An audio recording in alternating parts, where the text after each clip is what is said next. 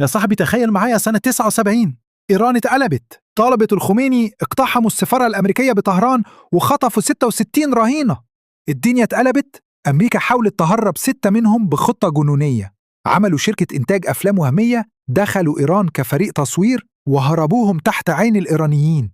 لكن باقي الرهائن، الرئيس كارتر قرر عملية عسكرية جريئة اسمها مخلب النسر، قوات خاصة وطائرات هليكوبتر عشان يخطفوا الرهائن.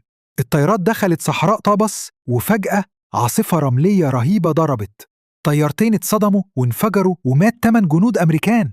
العملية فشلت فشل ذريع بدون تدخل إيراني أساساً. قدر إلهي.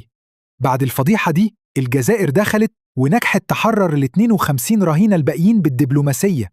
بس الخميني لعبها صح، استنى كارتر يخسر الانتخابات عشان الفضل كله يروح لرونالد ريجن. يا صاحبي تخيل معايا سنة 79 إيران اتقلبت، طلبت الخميني اقتحموا السفارة الأمريكية بطهران وخطفوا 66 رهينة. الدنيا اتقلبت، أمريكا حاولت تهرب 6 منهم بخطة جنونية. عملوا شركة إنتاج أفلام وهمية، دخلوا إيران كفريق تصوير وهربوهم تحت عين الإيرانيين. لكن باقي الرهائن، الرئيس كارتر قرر عملية عسكرية جريئة اسمها مخلب النسر، قوات خاصة وطائرات هليكوبتر عشان يخطفوا الرهائن. الطيارات دخلت صحراء طابس وفجأة عاصفة رملية رهيبة ضربت. طيارتين اتصدموا وانفجروا ومات 8 جنود أمريكان.